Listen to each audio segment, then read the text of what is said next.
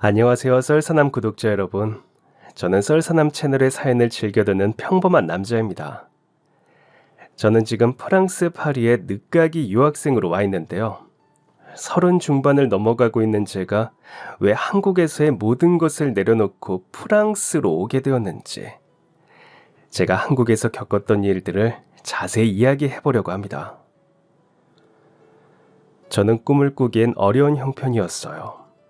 장래의 희망이나 꿈이 무엇인지를 학교에 적어낼 쯤엔 아버지가 안 계셨거든요. 아버지는 평범한 직장인이셨는데 어느 날 갑자기 회사를 그만두고 치킨집을 차린다고 하셨습니다. 아버지가 치킨집을 차린다고 하셨을 때 어머니의 반응은 좋지 않았어요. 어린 마음에 그런 어머니가 이해되지 않았습니다. 이렇게 많은 사람들이 좋아하는 치킨을 파는 건데 당연히 저희 집이 부자가 될 거라고 생각했습니다. 무엇보다 아버지가 치킨집을 하시면 저도 치킨을 잔뜩 먹을 수 있을 거라는 기대감도 있었고요. 하지만 아버지가 회사를 그만두겠다고 이야기하신 뒤로 집안의 분위기는 살얼음판이었고, 아버지가 말로만 그만둔다 하시고 실행은 하지 않으셔서 아버지의 치킨집 창업의 꿈이 사라진 줄로만 알았던 그때, 거실에서 어머니의 소리 지르는 목소리가 들렸습니다. 저는 깜짝 놀라 거실을 슬쩍 보았어요.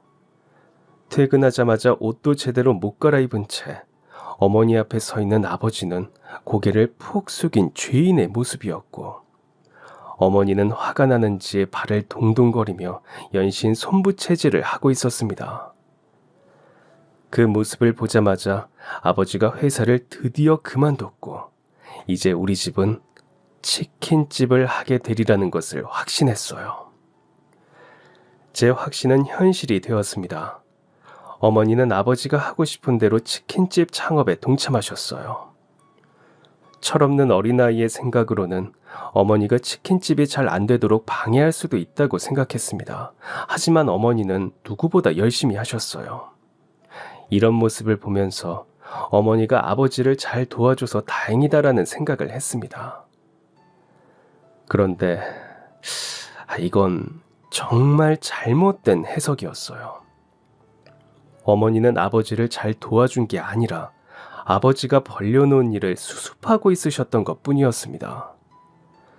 부모님은 치킨집을 열 때 은행에서 빌렸던 돈을 갚지 못하셨고, 나중에는 이자를 갚는 것마저도 허덕이셨습니다. 어머니가 하루에 4시간도 못 자면서 일을 하는데도 대체 왜 집안 사정이 나빠지는 건지, 그 이유를 알게 된 건 초등학교 5학년 때였어요. 두 분은 한 번도 제 앞에서 돈 이야기를 하지 않으셨지만 솔직히 눈치로 알 수 있었습니다. 평소에는 아무렇지 않게 사주시던 간식을 머뭇거리신다든지, 집으로 날라온 공과금 고지서를 보면서 한숨을 푹푹 쉬신다든지, 이외에도 자잘한 것들이 모이면서 집안 사정이 어려워졌다는 것을 눈치채고 있었어요. 이런 부모님이 처음으로 집에서 돈 이야기를 하며 언성을 높이셨습니다. 어머니는 고지서 뭉텅이를 들고 아버지에게 가져다가 말했습니다. 이거 다 당신 앞으로 되어 있는 빚이야. 알고 있기는 해? 그 앞에 앉은 아버지는 사직서를 쓰고 집으로 온 그날처럼 고개를 푹 숙이고 들지 못했습니다. 사실 아버지만의 빚은 아니었어요. 아버지의 형, 그러니까 제게 큰아버지 되시는 분의 빚이었죠. 친가는 장남만 아는 집안이었는데 장남이 잘 되어야 이 집안이 잘 된다라는 믿음으로 지금껏 명맥을 이어왔던지라 아버지는 집안에서 천덕꾸러기 신세를 면치 못했어요. 오로지 장남에게만 모든 것을 남겨주고 싶어 했던 조부모님들은 아버지에게 이렇게 가르쳤다고 해요. 네가 있는 것은 형이 잘 되게 하기 위함이다.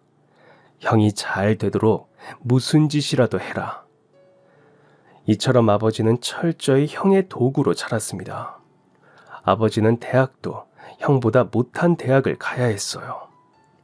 형만한 아우 없다면서 형 기죽이지 못하게 대학의 문턱도 낮춰버린 것이었죠. 그런 상황이라면 발끈해서 화라도 낼 법한데 아버지는 그러지 못하셨습니다. 그렇게 집에서 정해준 대학에 갔고 집에서 정해준 회사에 들어갔어요.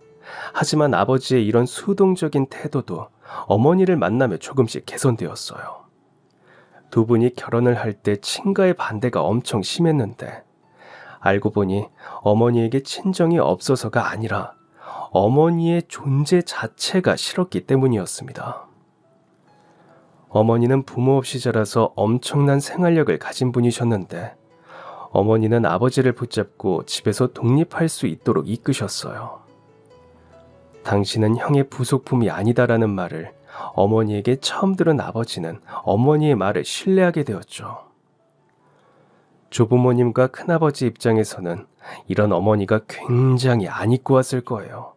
하지만 어머니는 굴하지 않았고 아버지를 조부모님에게서 분리해내는 데 성공했습니다.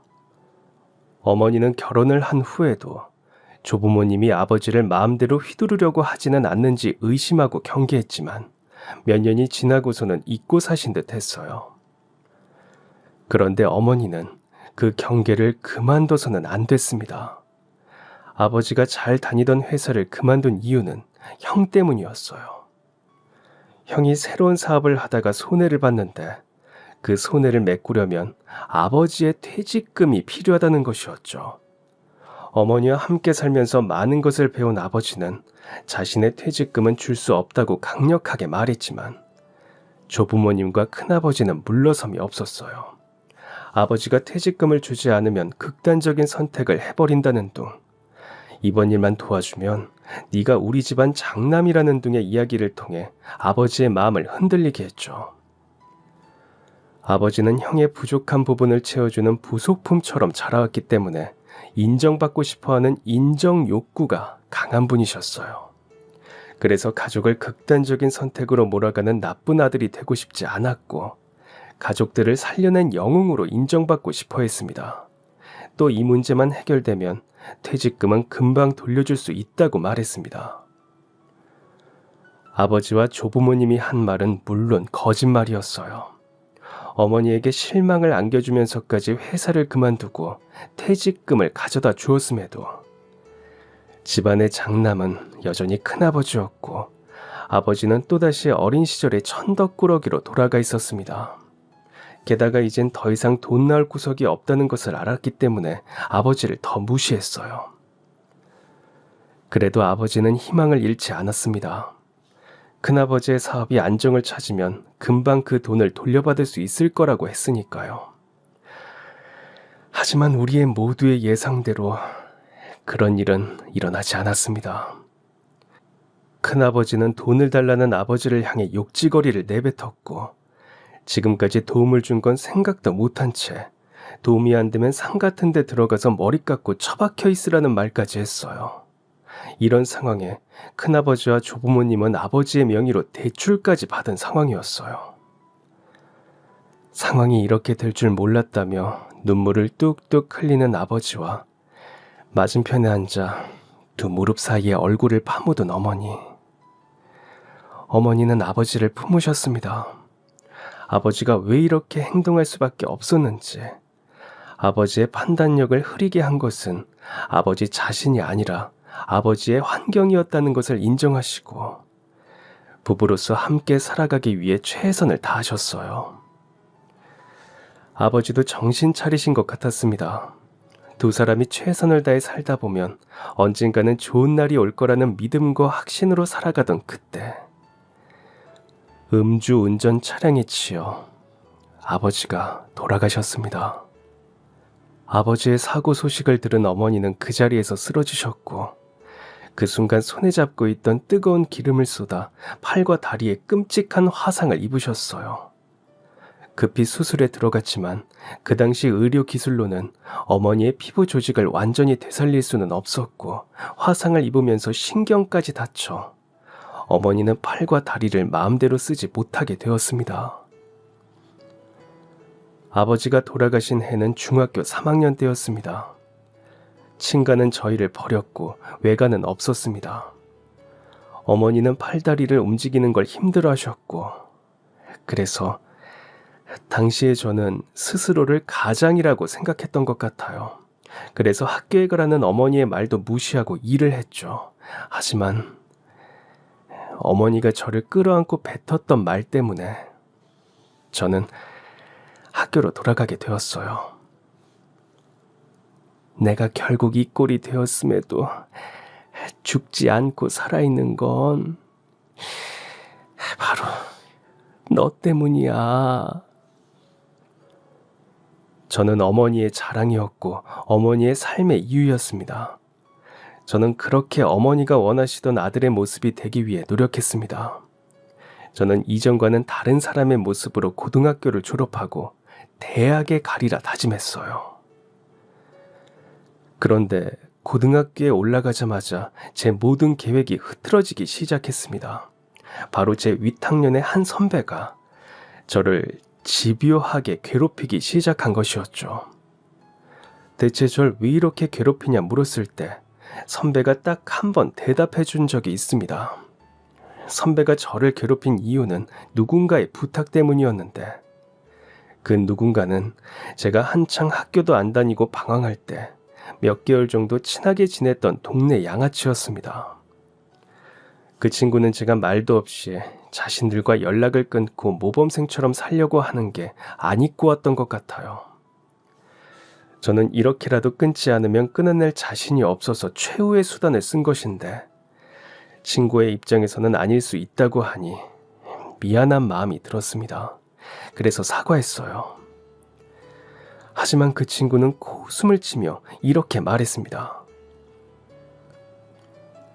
야, 내가 너한테 사과받고 싶어서 그 형님한테 부탁한 것 같아? 아, 이 새끼 이거 완전 순진하네. 그냥 네가 괴로워하는 게 보고 싶었던 거야. 니는 우리랑 다르다는 것처럼 고상한 척하고 있는 게 꼴 보기 싫어서 그런 거라고. 제 고등학교 1, 2학년 시기는 모든 인생을 통틀어 가장 암울했습니다. 선배의 괴롭힘과 더불어 어머니가 병으로 쓰러지셨거든요. 어머니가 쓰러지셨다는 소식은 학교에 있을 때 선생님으로부터 전해 들었는데 학교에 나와보니 모든 사람들이 저희 어머니가 쓰러지셨다는 내용을 알고 있더라고요. 그런데 저를 바라보는 친구들의 시선이 이상했습니다. 묘한 분위기에 주변 아무에게나 이유를 묻고 싶었으나 물어볼 사람이 없었어요. 왜냐하면 입학하자마자 시작된 괴롭힘에 친구를 한 명도 못 만들었거든요. 네, 저는 왕따였습니다. 그것도 전교 왕따요. 저를 처음으로 괴롭힌 사람은 선배였습니다. 선배는 쉽게 말해 일진이었는데 동급생들 중에 가장 서열이 높았어요. 선배가 한마디만 하면 다른 학생들은 벌벌 떨었고 선배의 옆에는 알랑방구를 끼는 동급생 선배들도 있었습니다. 이런 선배였다 보니 선배를 따르는 1, 2학년들도 많았어요. 솔직히 이런 일진놀이는 중학교 때 끝나기 마련이고 고등학생이 되면 약해지기 마련입니다. 특히 고3들은 공부를 해야 하기 때문에 1, 2학년들이 뭘 하든 신경도 안 씁니다. 하지만 그건 평범한 학교의 이야기였고 제가 다니던 학교는 물이 좋지 않은 학교였기 때문에 아직도 중학교 때 버릇을 못 버린 녀석들이 많았어요. 그리고 1학년들 중에는 저를 괴롭히던 선배를 동경하는 녀석들도 있었습니다. 2학년 형이 조폭에게 스카우트를 받았다는 둥 삼류 영화에서나 있을 법한 소문들도 많이 돌았어요. 선배의 괴롭힘은 집요했습니다.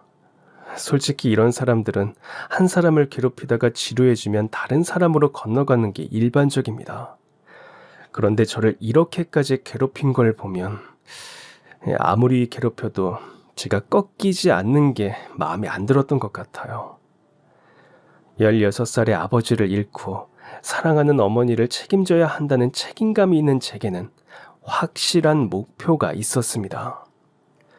저는 무사히 고등학교를 졸업해야 했고 대학을 나와야 했어요. 제가 학교에서 주먹다짐을 했다는 기록을 남기기 위해 제게 시비를 걸고 후배들을 시켜서 싸움을 하게 만들어도 저는 단 한 번도 주먹을 들지 않았어요. 저는 선배가 졸업을 하고 나면 괴롭힘이 좀 더 사그라들 거라고 생각했습니다. 그런데 이건 제 바람일 뿐이었어요. 선배의 명령으로 저를 괴롭히던 동급생들은 저를 계속해서 괴롭게 했는데 이것도 선배가 졸업하면 사라질 거라고 생각했습니다. 그런데 알고 보니 그 녀석들은 선배가 시키지 않아도 저를 괴롭히고 있었던 것이었어요. 이미 저를 괴롭히는데 재미를 보았고 재밌는 장난감을 잃고 싶지 않았던 거겠죠. 걱정이 됐습니다. 이제 고등학교 3학년인데 공부에 집중해야 했거든요. 그런데 이런 걱정은 생각보다 쉽게 해결되었습니다. 저는 고등학교 2학년 겨울방학을 지나면서 키가 비정상적으로 한 번에 쑥 컸습니다. 매일 성장통 때문에 잠도 못 잘 정도였죠. 방학이 끝나고 저를 본 같은 반 친구들은 제 키를 보고 입을 떡 벌렸습니다. 원래도 작은 키는 아니었는데 여기서 더 커서 184cm가 되었죠. 남자들은 티는 안 내지만 키를 은근히 중요하게 생각합니다. 키가 큰 사람만의 아우라가 있다 보니 키가 크면 일단 쉽게 건드리지 못해요. 그런데 선배와의 악연은 여기서 끝이 아니었습니다. 학력고사가 있기 일주일 전, 늦게까지 공부를 하고 집으로 들어가려는 저를 건장한 남자 4명 정도가 끌어당겼습니다. 저는 어두운 골목을 지나 공사가 중단된 폐 건물로 들어가게 되었어요. 제 앞에 있는 사람은 바로 그 선배였습니다. 선배는 성인이 되어서 그런지 고등학생 때와는 다른 분위기를 풍기고 있었어요. 그리고 예전보다 좀 더 위험한 분위기를 풍겼죠. 작년까지만 해도 이렇게까지 두려운 마음이 들지는 않았는데 선배의 모습을 보니 순간 두려운 마음이 들었습니다. 조폭에게 스카우트 제안을 받았다는 게 진짜였나 보다라는 생각까지 들었죠. 저는 떨리는 목소리로 선배에게 왜 저를 이리로 데려왔냐고 물었습니다. 그냥 가슴이 철렁했습니다. 돈을 달라든지 다른 무언가를 바란다면 주면 그만이에요. 하지만 이유가 없다면 제가 할 수 있는 건 없어집니다. 저는 마음이 급해졌어요. 당장 일주일 뒤가 시험인데 여기서 선배에게 두드려 맞기라도 한다면 시험에 지장이 있을 게 뻔했습니다. 저는 선배에게 빌듯이 말했어요. 처음으로 선배 앞에 납작 엎드리는 순간이었죠. 제 모습을 본 선배는 영화 속 악당처럼 한참 동안 웃고는 갑자기 정색한 채 제게 말했습니다. 야 임마, 진작에 이랬으면 좋았잖아. 너 대학 간다며? 애들한테 들어보니까 좋은 대학 갈 것 같다고 꼰대들 기대가 장난이 아니라던데. 내가 학교에 있을 때는 고개 빳빳하게 들고 있더니 이제 좀 간절해지니까 머리를 바닥에 박으면서까지 비네. 야, 이 새끼 진짜 한심해 죽겠다. 너 이러면 머리에 든 거 다 날아가는 거 아니냐? 응? 자존심이 상했지만 할 수 있는 게 없었습니다. 순식간에 끌려온 탓에 여기가 어디인지도 모르겠고 선배와 함께 있는 사람은 선배 포함 6이었습니다. 다들 건장한 신체를 가지고 있었고 저보다 키가 큰 사람도 있는 것 같았어요. 선배는 저희 어머니를 걸고 넘어지기까지 했습니다. 야, 너 만약에 대학 못 가면 어떻게 되냐? 다리병신인 니네 엄마한테 재수하는 거 책임져 달라고 할 거야? 아우 진짜 애비도 없으면 너가 니네 엄마 먹여 살려야지. 당장이라도 저 입을 다물게 하고 싶었지만 그럴 수가 없었어요. 저는 일주일 뒤에는 시험만 생각했습니다. 시험만 잘 봐서 대학을 가고 어머니와 함께 이 거지 같은 곳을 벗어나면 모든 게 해결될 거라고 생각했거든요. 그런데 선배는 이런 제 마음을 정확하게 읽었는지 제 가방에 있는 것들을 모두 빼앗아 불에 태워버렸고 책을 지키려는 제게 무차별적으로 발길질을 했습니다. 서러웠습니다. 내가 대체 왜 이런 취급을 받아야 하는지 억울하고 화가 났어요. 저는 소리치듯 물었습니다. 대체 나한테 왜 이러는 거예요? 순간 발길질이 멈췄고 선배는 이렇게 말했어요. 너는 도와줄 사람이 없잖아. 아무리 쥐어 터지게 패도 일러 바칠 부모도 없으니까 편하지. 애비도 없고 애미는 있어도 넌 말 못할 거잖아. 안 그래? 그 후 선배는 슬슬 배가 고프다며 일행을 데리고 떠났습니다. 그때의 모멸감을 도저히 잊을 수가 없어요. 저는 그 자리에서 비틀거리며 일어나 찢어지고 타버린 책의 일부를 모아서 집으로 들어왔습니다. 평소보다 귀가가 늦어서 그런지 매일 깨어있던 어머니는 잠이 드신 상태였어요. 차라리 어머니가 주무시고 있어서 다행이라고 생각했습니다. 긁히고 베인 상처가 미친 듯이 따가웠지만 꼭 참고 몸을 씻었고 어머니가 깨시지 않도록 조용히 서랍을 열어 약을 찾았습니다. 선배는 일부러 얼굴을 피해서 때리는 습관이 있었기 때문에 어머니에게 들키지 않을 수 있었어요.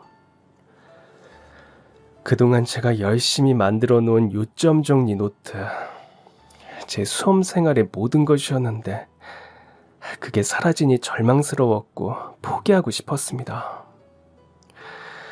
하지만 어머니를 보면서 마음을 다잡았습니다. 그 후 불행 중 다행히도 시험은 잘 봤어요. 생각했던 것보다는 성적이 저조했지만 턱걸이로라도 제가 원하는 대학에 입학할 수 있을 것 같았습니다. 그런데 등록금이 제 생각보다 상상 이상으로 비싸더라고요. 제가 주저하자 어머니는 걱정하지 말고 원하는 대학에 가라고 하셨습니다. 그런데 저는 알고 있었어요. 어머니가 빚을 내서라도 제 등록금을 내실 거라는 것을요. 결국 저는 제가 갖고 싶었던 학교보다 2단계 낮은 학교에 장학금을 받고 들어갔습니다.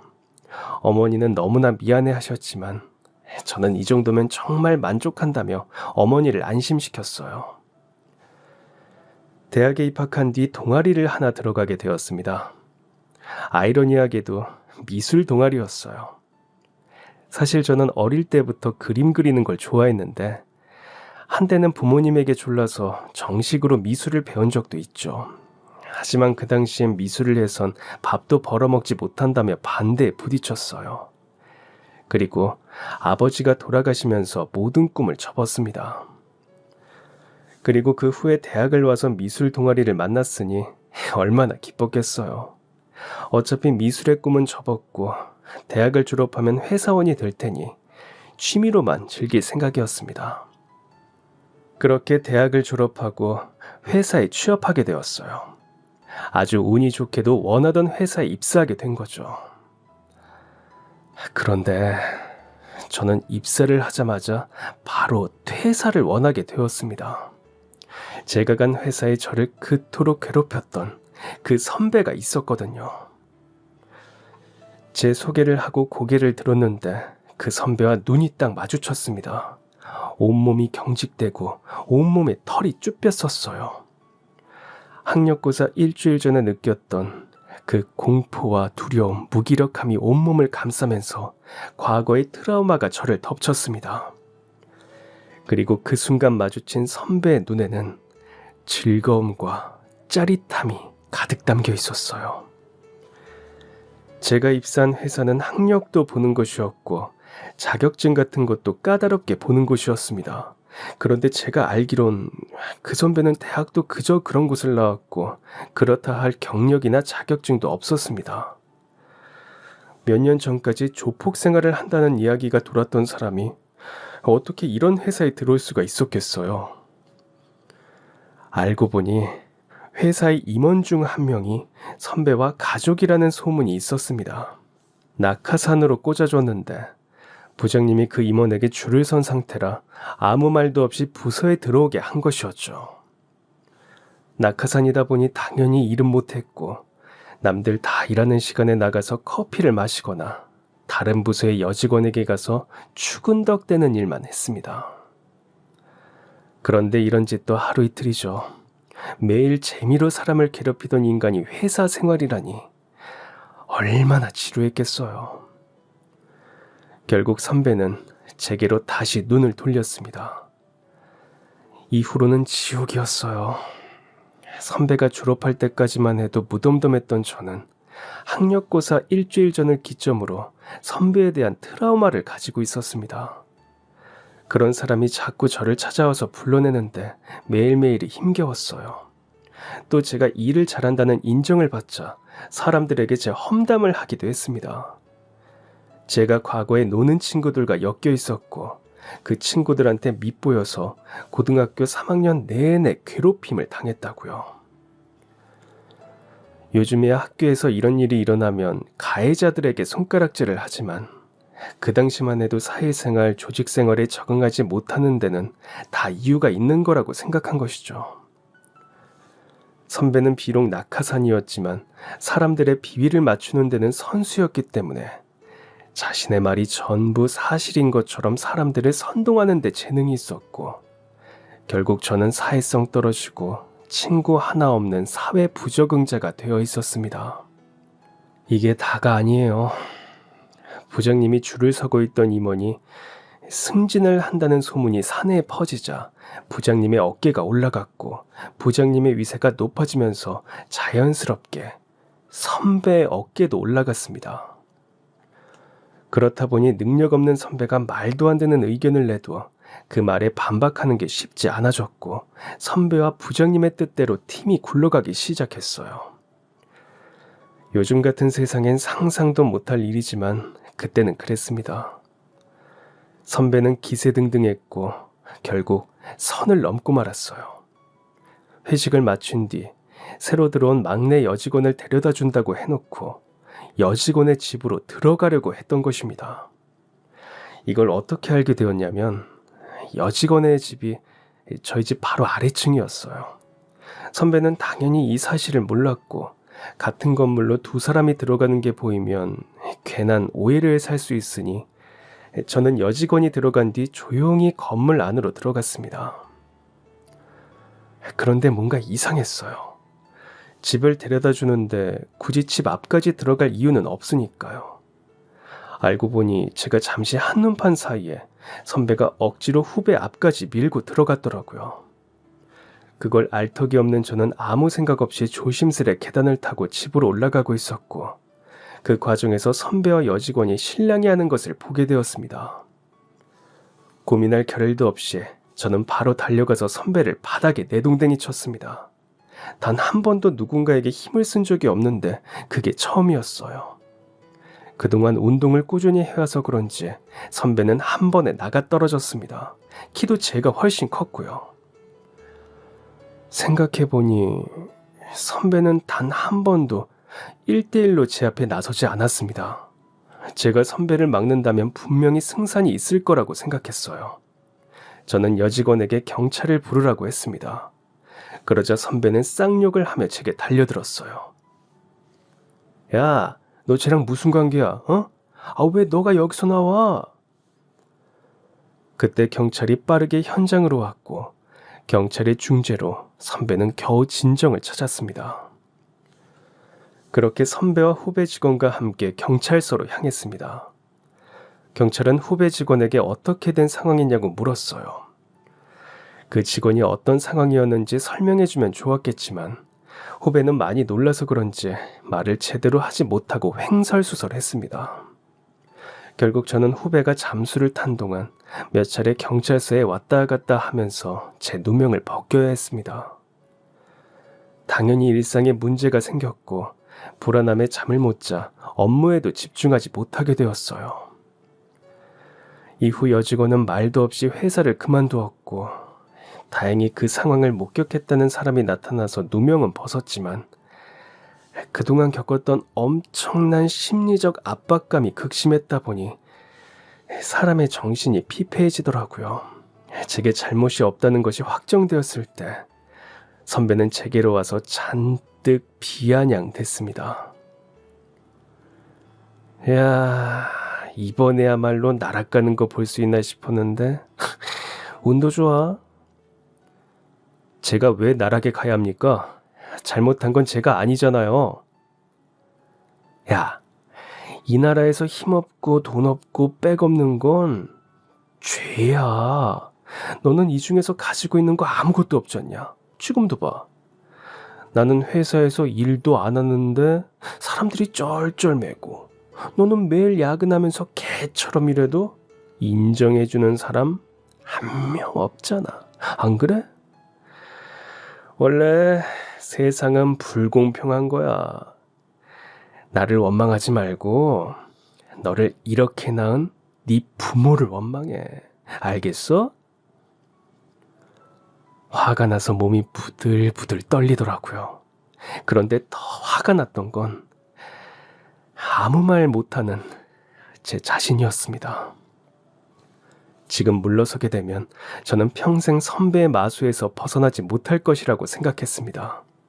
그래서 선배를 회사에서 만난 뒤 처음으로 이렇게 말했어요. 제 부모님에 대해 함부로 말하지 마세요.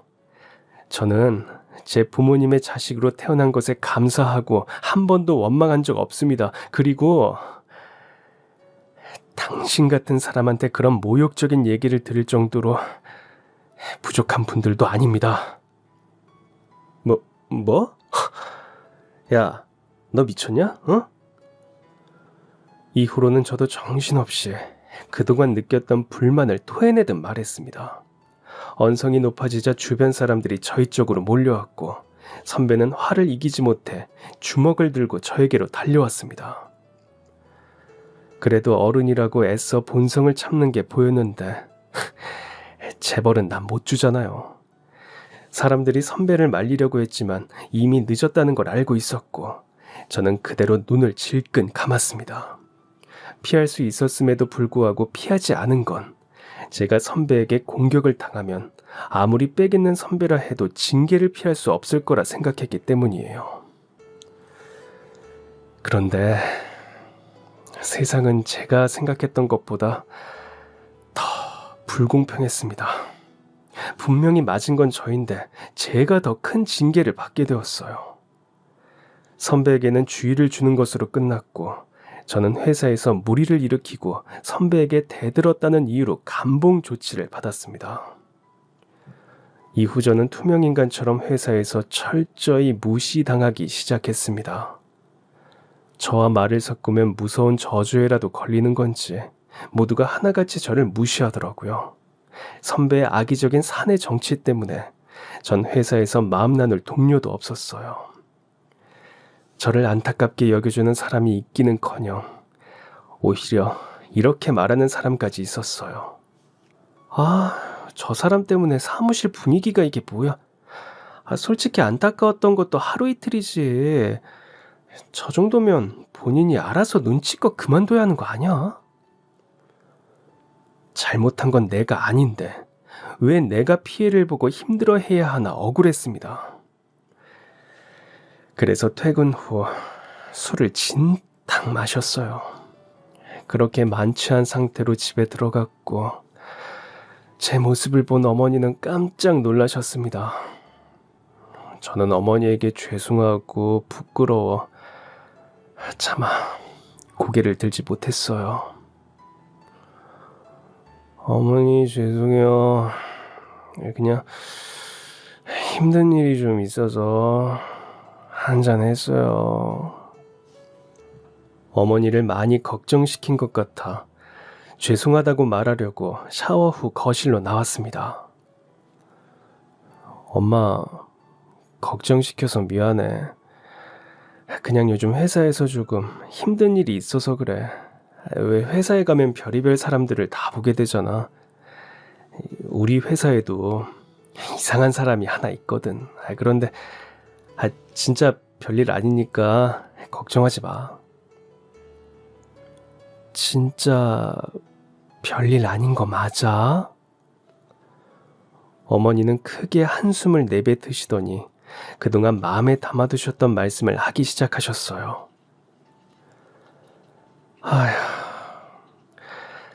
네가 지금 회사에 들어간 지 반년이 지났는데 입사한 날부터 단 한 번도 얼굴이 좋은 적이 없어. 처음에는 회사에 적응하는 게 힘든가 보다 했는데 지금 보니 그것도 아닌 것 같구나. 대체 무슨 일이 있는 거야, 응? 어머니는 제게 무슨 일이 있었는지 알고 싶어 하셨지만 저는 차마 이야기를 할 수가 없었어요.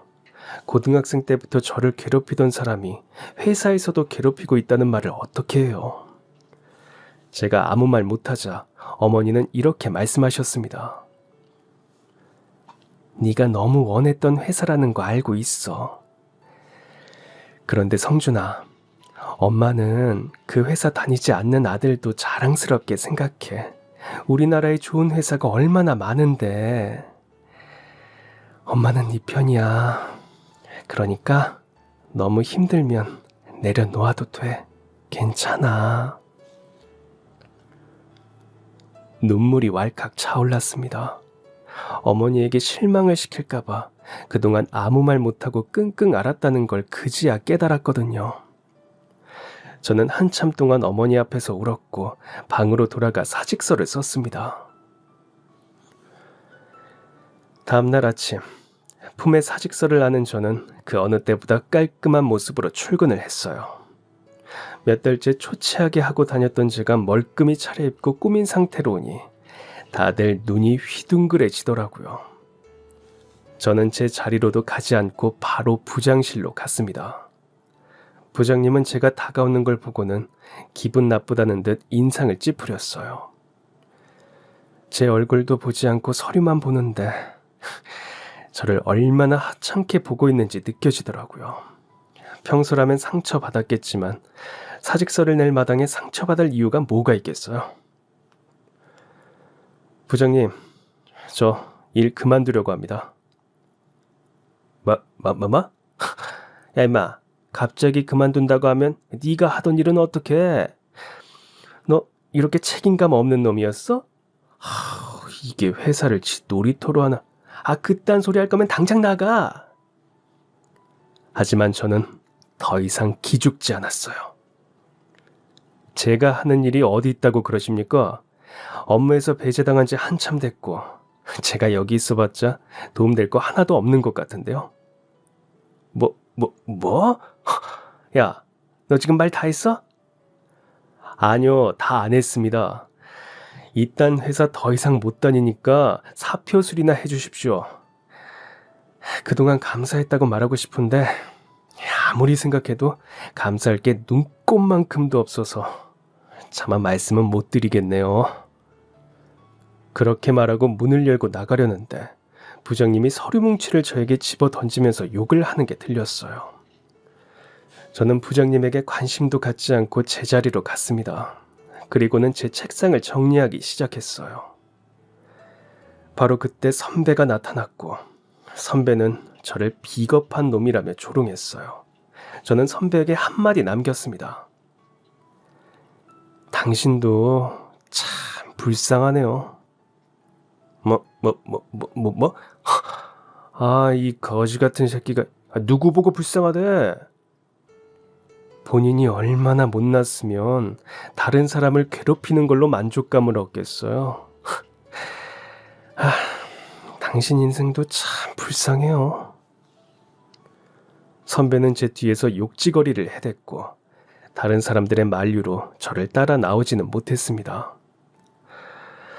엘리베이터를 타려고 나오는데 다리가 후들거리더라고요. 드디어 트라우마를 이겨냈던 것이니 그럴 만도요. 그런데 너무 안도한 탓인지 엘리베이터 안에서 그만 들고 있던 짐을 쏟아버리고 말았습니다. 설상가상으로 엘리베이터에는 같이 탄 사람들도 있었고요. 짐을 쏟자마자 엘리베이터에 같이 있던 남자 몇 명이 갑자기 옆에 있던 중년 남성을 감쌌습니다. 저는 고개를 들어 그 인물을 봤고 정말 깜짝 놀랐습니다. 제가 다니던 회사의 회장님이었거든요. 회장님은 저를 보고는 괜찮냐고 물어보셨어요. 저는 괜찮다고 말하며 후들거리는 다리를 겨우 세웠죠. 회장님은 제가 쏟은 물건을 흘끔 보고는 이렇게 물으셨습니다. 일을 그만두는 건가? 회장님은 그 자리에서 허리를 굽혀 제 물건을 함께 정리해 주셨습니다. 제가 하겠습니다, 회장님. 아이고, 아닐세. 그동안 우리 회사를 위해서 열심히 일해준 사람의 마지막 퇴근길인데 이 정도는 도와야지. 더 좋은 회사로 가는 거라면 좋겠네. 회사를 다니면서 처음 받아본 따뜻한 말이었습니다. 그런데 그때 회장님이 제 가족 사진이 담긴 액자를 들고는 멈칫하셨어요. 그러고는 물으셨습니다. 아니, 이 사진 속의 사람과는 어떤 관계인가? 제 아버지입니다. 제가 어릴 때 돌아가셔서 어릴 적에 함께 찍은 사진으로 가져다 두게 되었어요. 그런데 회장님은 놀라운 말을 하기 시작하셨어요. 혹시 아버지 성함이 김서자 환자 되시나? 아니, 그걸 어떻게 아셨습니까? 회장님은 저에게 잠시 시간을 내달라고 했고 자신의 이후 일부 일정을 취소하기까지 하셨어요. 회장님이 이렇게까지 하실 정도면 아버지와의 인연이 보통이 아닐 거라고 생각했습니다. 그런데 아무리 생각해봐도 제 아버지는 정말 평범한 분이셨어요. 이런 거물 같은 사람과 엮일 분이 아니었습니다. 저는 회장님의 맞은편에 앉아 어떤 말을 하실지 기다렸습니다. 어디서부터 말을 해야 할지 모르겠군. 그래. 그것부터 이야기를 해야겠지. 회장님은 아버지와의 인연을 들려주기 시작하셨습니다. 아버지와 회장님은 같은 중고등학교를 나오셨다고 해요. 회장님은 국민학생 때 크게 알아 몸이 또래보다 많이 왜소한 편이셨습니다.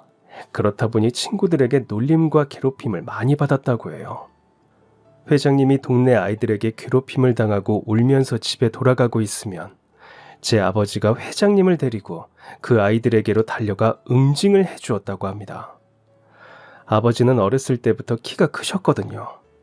아버지는 약한 아이를 괴롭히는 것은 비겁한 행동이라며 회장님에게 어려운 일이 있을 때마다 지켜주었어요. 이뿐만 아니라 아버지는 회장님의 할머니가 편찮으실 때 쏜살같이 달려와 할머니를 업고 병원에 모시고 갈 정도로 도움을 많이 주었다고 합니다. 회장님의 어렸을 적 가정 형편이 좋은 편은 아니었는데 운이 좋게도 미국에 있던 친척분에게 도움을 받아 미국으로 유학을 갈 수 있었다고 해요. 제 아버지에게는 꼭 미국에서도 연락하겠다고 이야기한 뒤 유학길에 올랐고 아버지에게 끊임없이 편지를 보냈지만 답장은 받지 못했다고 합니다. 저는 그 이유를 들려드렸어요. 아버지가 가족들에게 그동안 어떤 취급을 당했는지, 돌아가실 때까지 얼마나 힘든 인생을 살았는지요. 회장님은 아버지의 소식을 듣고는 눈에 맺힌 눈물을 닦아내셨습니다. 회장님은 이렇게 말씀하셨어요. 형님은 참 헌신적인 분이었지. 그런데 지금 생각해보면 그냥 인정받고 싶으셨던 것 같아. 자신을 희생해서라도 인정받고자 한 거지. 아휴, 참 딱한 사람. 회장님의 이야기를 들음으로써 아버지에 대한 생각이 많이 바뀌었습니다. 아버지가 우유부단하고 바보 같아서 사람들에게 이용당한 것이라고만 생각했는데 아버지는 사랑받지 못해 외로웠던 사람이었던 것입니다. 회장님은 아버지에게 받은 은혜를 지금이라도 갚고 싶다고 하셨어요. 저는 아버지가 한 일에 대한 대가를 제가 받을 수는 없다고 말했지만 회장님의 간곡한 부탁을 더 이상 거절할 수는 없었습니다. 그러던 중 왜 회사를 그만두려고 하는지에 대한 이야기를 하게 되었습니다. 제 이야기를 들은 회장님은 화가 머리끝까지 나셨고 그날 바로 인사팀에게 조사를 시키셨어요. 그 과정에서 부장님과 선배 행동이 드러났고 부장님과 선배는 퇴직금도 없이 잘렸습니다. 게다가 부장님이 믿었던 그 임원도 회장님의 칼날을 피할 수는 없었어요. 회장님께선 단호하게 그 임원도 잘라버리고 말았습니다. 이후로는 사내에 대대적인 물갈이가 시작되었습니다. 물이 고여있으면 언젠가 썩기 마련이지. 물이 다시 흐르게 해줘서 정말 고맙네. 회장님은 일이 있은 후 저희 집에 찾아오셨습니다. 아버지와 고등학생 때부터 만났던 어머니는 회장님을 알아보고는 크게 반가워하셨고 두 분은 오랜만에 재회의 회포를 푸셨습니다. 회장님의 호의는 여기서 끝나지 않았어요. 회장님은 제게 혹시 꿈이 있느냐 물었습니다. 저는 없다고 이야기했어요. 그런데 한참 생각을 해보니 제가 놓치고 있던 꿈이 있더라고요. 바로 미술이었죠. 저는 회장님께 미술에 대한 꿈이 있다고 말씀드렸어요.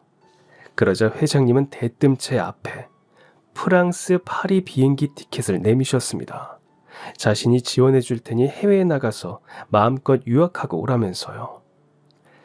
처음엔 거절했지만 회장님의 강력한 뜻에 따라 유학길에 오르게 되었습니다.